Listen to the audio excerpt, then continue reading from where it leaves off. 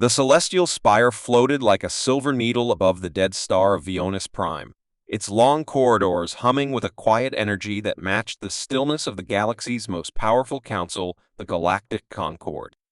Inside its marble halls of light and shadow sat beings from 34 alien civilizations, each unique in form but united by one rare gift: empathy. For centuries, they had used their emotional sensitivity to guide peace, to detect lies, and most importantly, to understand fear. Their belief was simple: if you could feel fear, truly understand it in others, you could prevent chaos. And for generations, it had worked. But now, something had changed. A new species had reached out from the far edge of the galaxy, from a forgotten little spiral arm near a yellow sun. The name of that species was humanity. The first reports from the deep space probes were confusing images of war, disasters, machines turning on their creators, and entire cities burned to the ground only to be rebuilt stronger than before. At first, the Council laughed softly at the madness of it. But then came the second wave of data language recordings, recovered transmissions, files about Earth's history, even videos of humans cheering during storms and soldiers laughing with missing limbs. The Council's laughter stopped. Silith, the Vare empath who looked like a spider made of glass and silk, declared that humans were dangerous empaths, a paradox that couldn't exist. The Council agreed to send a warning: humanity must not leave their home system. They must remain in Sol. The message was sent with polite firmness. But instead of staying silent, Earth responded, not with threats, but with a calm message of peace and a request for a diplomatic meeting. They even sent precise coordinates for their arrival. That was when the Concord grew nervous. No species had ever responded so directly, especially not one that hadn't been tested. Still, they dismissed the threat, until it happened. One rotation later, alarms screamed through the spire. An unauthorized ship had dropped out of warp not near Concord space, but inside it. No species had ever dared that. Even worse, the ship's ID matched no known warp signature. The vessel, sleek, black, and silent, drifted into the docking bay without firing a single shot. The hangar crews stood frozen as the doors opened with a quiet hiss, and a single human figure stepped out. She wore no armor, carried no weapon, just a long coat with the Earth emblem over her chest and calm eyes that scanned everything. "Ambassador Mara Keene," she said, her voice smooth but sharp. "Earth thanks you for the invitation." The guards hesitated. They felt nothing. No fear. No arrogance. Not even curiosity. Empaths tried to read her, but their minds echoed back like empty caves. Silith approached, confident in her own power, and reached out with psychic threads to taste the ambassador's emotional state. She flinched backward instantly, as if burned. "She's seen extinction," and smiled. She whispered in disbelief. Gasps filled the hall. Mara simply raised an eyebrow and waited. Later that day, the council gathered in silence to discuss the unexpected guest. Some demanded she be sent home. Others argued she was already too dangerous to ignore. In the end, curiosity won. Humanity would be allowed to stay temporarily for what the council called a controlled cultural exchange.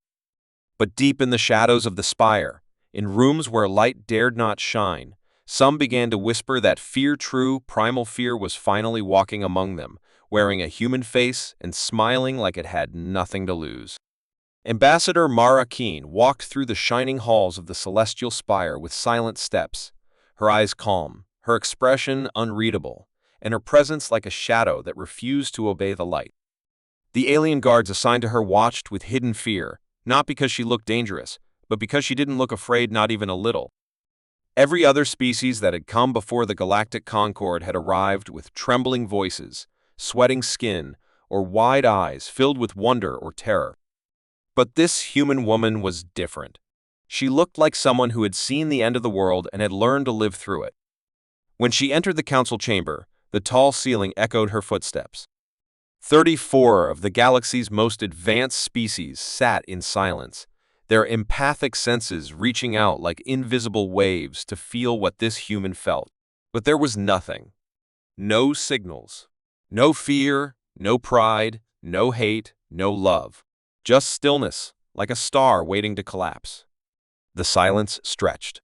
Silith, the Ver empath, known across galaxies for reading the minds of warlords and tyrants, once again tried to sense the human's emotion, only to pull back in pain, her voice sharp. "She's not blocking us," Silith said. "There's just too much. She has buried her fear so deep it became part of her bones."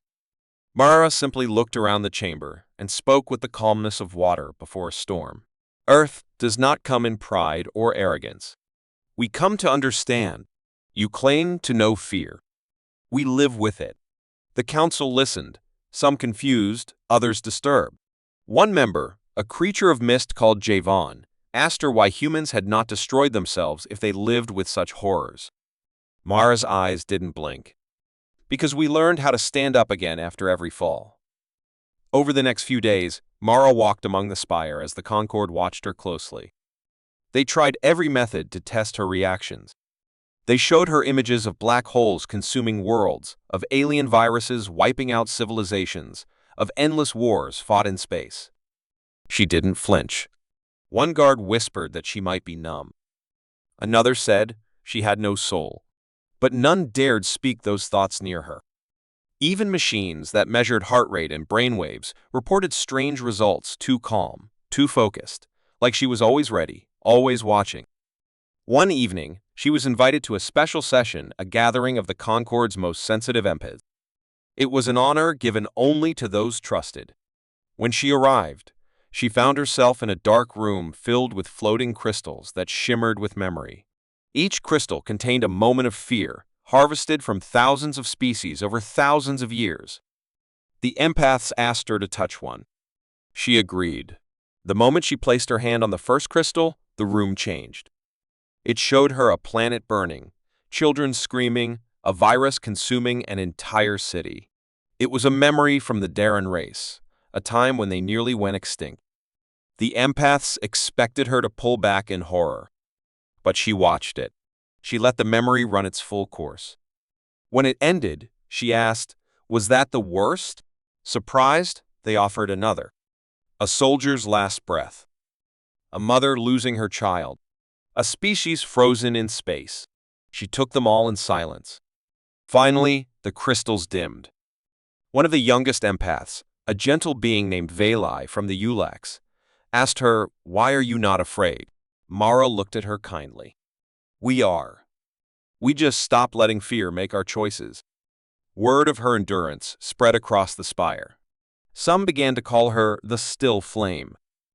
Others warned she was dangerous, that something was hidden beneath her calm. The Drael, a warrior race known for their strength and honor, took special interest. Their leader, High Warlord Karan, watched Mara from afar with narrowed eyes, as if trying to solve a puzzle made of steel and silence. One night, without warning, he approached her in the observation dome. "Do your people enjoy war?" he asked, his voice like gravel and thunder. Mara didn't turn away from the stars. "No. We hate it. But we never turn from it when it must be faced." Corin nodded slowly. "Then perhaps we have more in common than I thought." As the council debated behind closed doors about what to do with this strange, fearless species, one thing became clear: humanity was not what they expected. They came looking for a fragile, emotional race, easily scared and easy to control. But instead, they found something else. Something that did not fit their rules. Something that stood tall, even when surrounded by the worst the galaxy had to offer. And as Mara Keen continued her quiet walk through the heart of the most powerful place in the galaxy, the empaths of the Concord began to ask themselves a question they had never dared before. What if humanity did not need to learn from them? What if they needed to learn from humanity? The long hallway of the Concord's memory wing was cold and silent, lined with towering crystal displays that glowed softly with shifting colors, each one holding a moment of terror from some distant world, carefully preserved like a trophy or warning.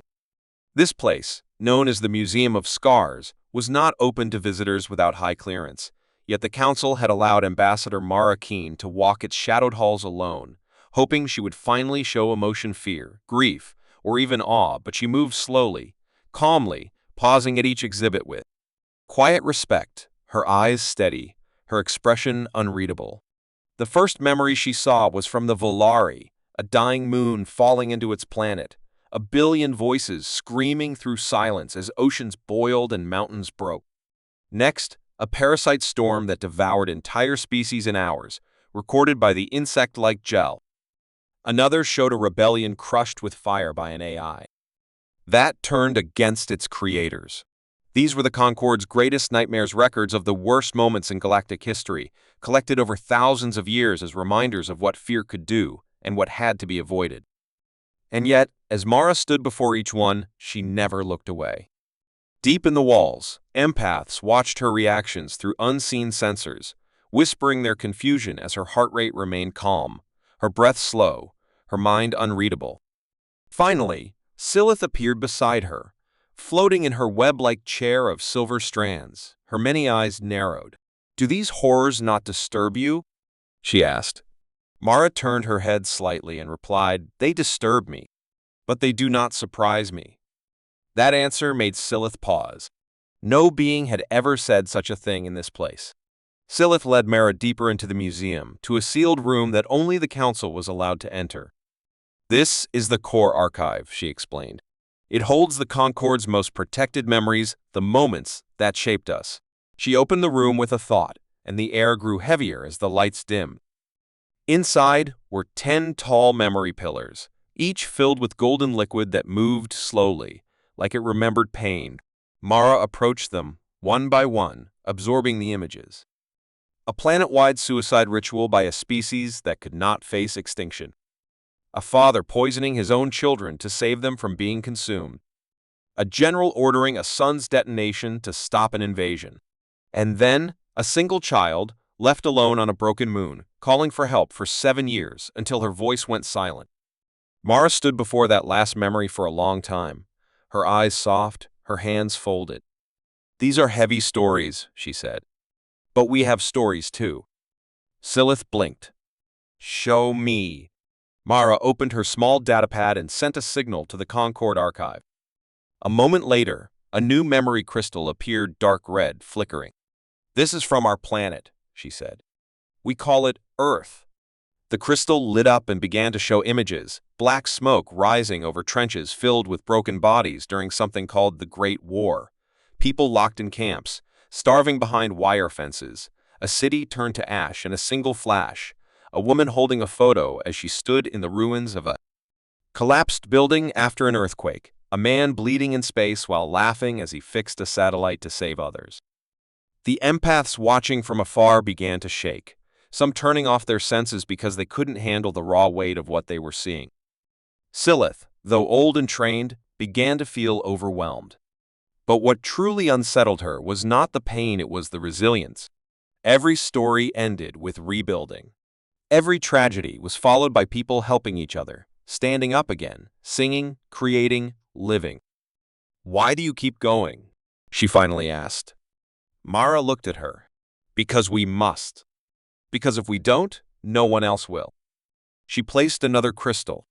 This one showed Earth's first step on the moon, then another on Mars, then a station built around a gas giant. "We are afraid," Silith, Mara said. "Every day. But fear does not break us. It teaches us." The Drell warlord Karan had joined silently, his eyes watching the crystal's last-seen children playing in a crater that had once been a battlefield, laughing as they planted trees. "You honor your scars," he said quietly. Mara nodded. "They are part of us. We don't hide them. We learn from them." Silith turned to her council members who had joined one by one during the broadcast. She saw doubt in some, fear in others, but in a few, curiosity.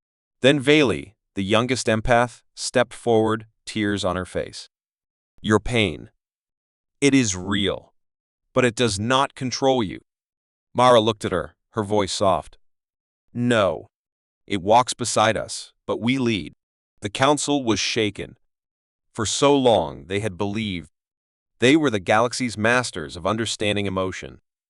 They had studied pain, fear, loss. But never had they seen a species that embraced it, that survived through it and became stronger. As the human ambassador stood in the heart of the Museum of Scars, surrounded by memories of death and destruction from across the stars, it became clear to many that humanity was not dangerous because it caused fear. It was dangerous because it had mastered it. And somewhere deep within the Concord's core, ancient protocols began to stir, quietly preparing for possibilities the Council had never expected. The silence after the Museum of Scars hung over the Concord like a heavy cloud, spreading through its shining corridors and deep chambers, unsettling even the most confident minds. Mara Keene had walked through the darkest memories of the galaxy and had not broken, had not cried, had not turned away. Instead, she had offered humanity's own scars, full of fire and survival, and now the Council was divided. Some feared her more than ever, others were curious, and just a few had begun to admire her. But admiration was not trust, and so the Council decided on something ancient, something rarely used, the trial of endurance, also known in whispers as the test.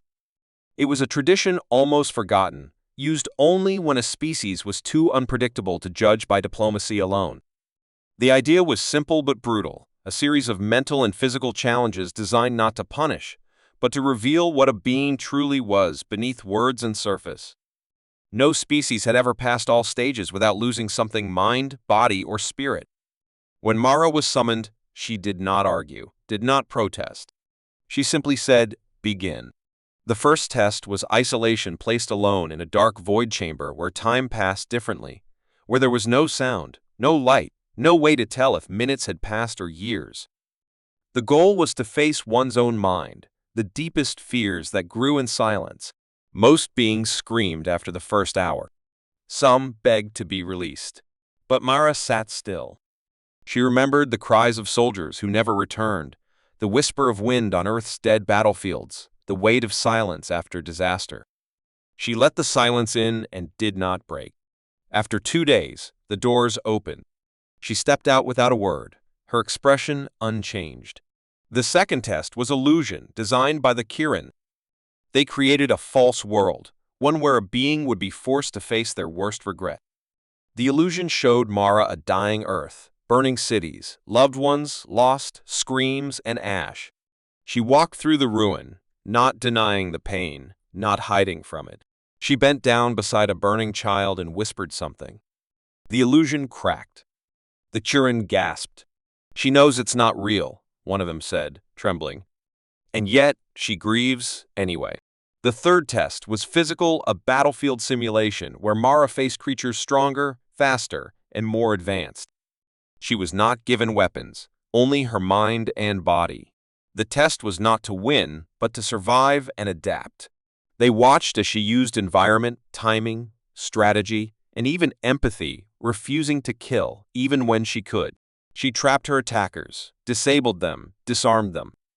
The judges whispered, "She fights like someone who has bled before and learned from it." After surviving the test, with bruises and a small limp, she simply said, "Next." The fourth and final test was the most dangerous: emotional exposure. A panel of the galaxy's strongest empaths, including Silith and Valai, linked minds with Mara to pull out her core truth, not her thoughts, but the essence of her being. It was forbidden to do this to most beings without permission. Mara gave hers freely. The link began.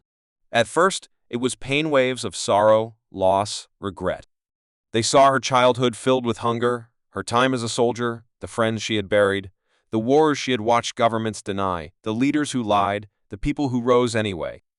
Then came anger, righteous, heavy, controlled. They felt her fury at injustice, her pain at betrayal, her quiet grief for every soul Earth had lost to time, war, disease. But beneath all that, something else pulsed. Not hatred, not revenge, hope. A burning, stubborn hope that refused to die.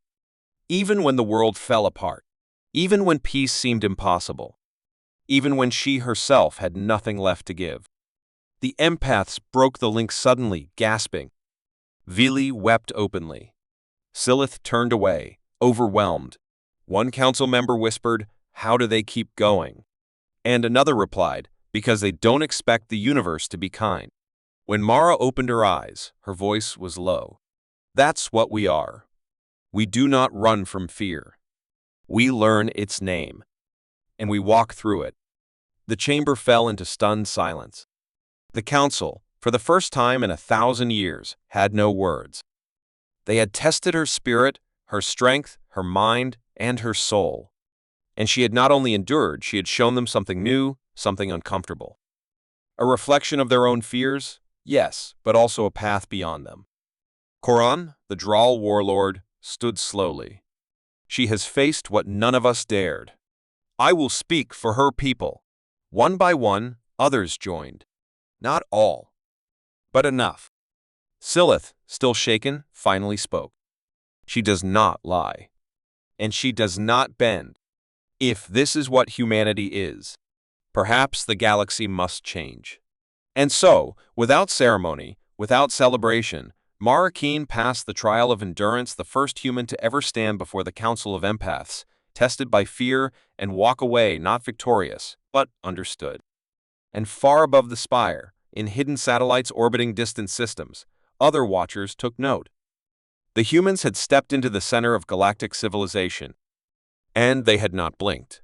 The sky above the Concord spire had never known such a silence, not even in times of war or loss, as it did on the day every member of the Galactic Council stood in their ancient chamber, surrounded by the cold glow of thousands of memory crystals and the quiet hum of waiting eyes from across the stars.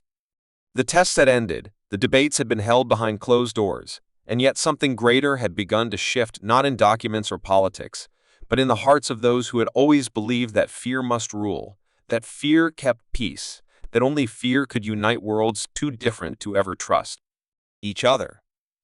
But now, in the shadow of humanity's unshaken presence, that belief cracked. Mara Keen stood alone in the center of the chamber, no guards, no advisors, only her quiet breath and the weight of 1,000 unspoken thoughts pressing against her from every angle. The council had summoned every representative from every known world for what they called final deliberation. But what it truly became was something no protocol had prepared for.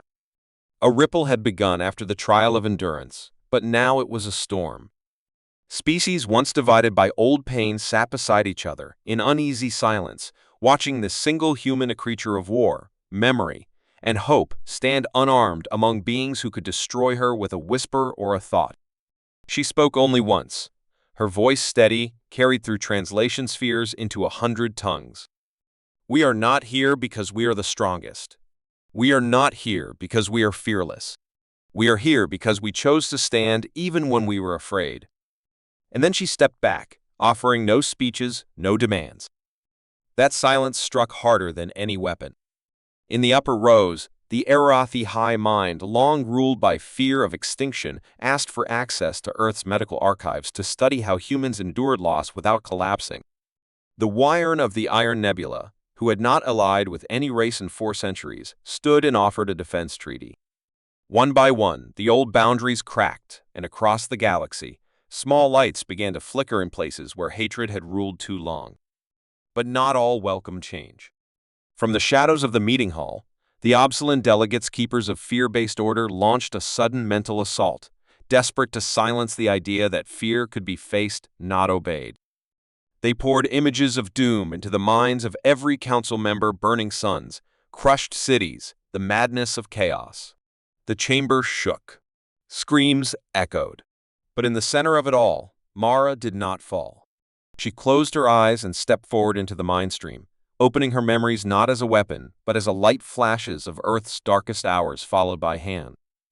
Reaching out, people rebuilding, songs sung over ruins, and children drawing peace signs on walls still scarred by war. The Obsilan's projection cracked under the weight of something they had never known: resilience that did not need control. The assault failed.